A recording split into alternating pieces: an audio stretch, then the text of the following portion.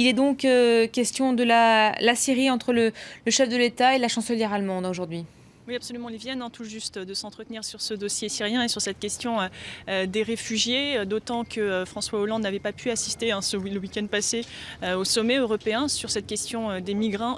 Donc à l'Élysée, on nous dit que c'était un point régulier, ordinaire, comme ils ont l'habitude de le faire quasiment tous les 2 jours. Et puis à l'instant, ils viennent de recevoir Jean-Claude Juncker sur le perron de l'Élysée, juste derrière moi, le président de la Commission européenne, pour revenir sur le thème du jour, c'est-à-dire cette conférence franco-allemande du numérique, et montrer que cette conférence elle a bien lieu dans un cadre européen. Alors, à l'heure actuelle, ils vont se diriger vers des stands d'exemples emblématiques de coopération franco-allemande, de technologie, avec notamment la chaîne franco-allemande Arte ou encore Atos Siemens, qui ont développé ensemble des solutions d'analyse de données ou encore de cybersécurité.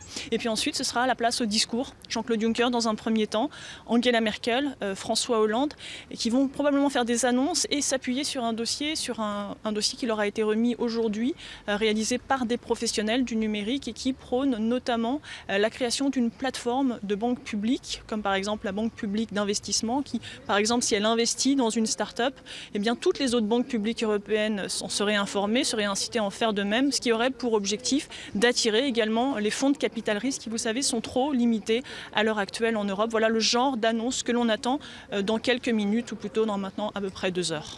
Voilà, la France qui, avec l'Allemagne, veut aujourd'hui relancer l'Europe de l'innovation. Pourquoi juste une telle mobilisation en faveur du numérique ?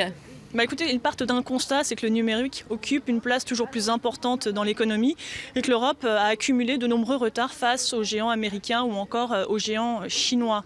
Or, effectivement, si on prend uniquement les géants américains, on se rend compte qu'aujourd'hui, ils pèsent plus que les 30 entreprises allemandes qui cotent à la bourse de Francfort, et ils pèsent l'équivalent de la moitié de la richesse produite par la France. Alors c'est vrai que les startups américaines, lorsqu'elles se créent, elles peuvent bénéficier d'un énorme marché de 320 millions de personnes. En Europe, ce n'est pas le cas. Elles ne peuvent pas bénéficier d'un seul marché, mais de 28 marchés différents, avec à chaque fois des règles différentes et des moyens de financement beaucoup plus réduits. Or, d'après la Commission européenne, si ce grand marché européen existait, eh bien, cela permettrait de rapporter énormément d'argent, 451 milliards d'euros par an, de créer des centaines de milliers d'emplois. C'est pour cela que François Hollande, Angela Merkel aujourd'hui sont mobilisés pour les startups, pour le numérique et pour tenter d'entraîner dans leur sillage l'ensemble des acteurs européens. Karina Chabour en direct de l'Élysée. Merci beaucoup, Karina.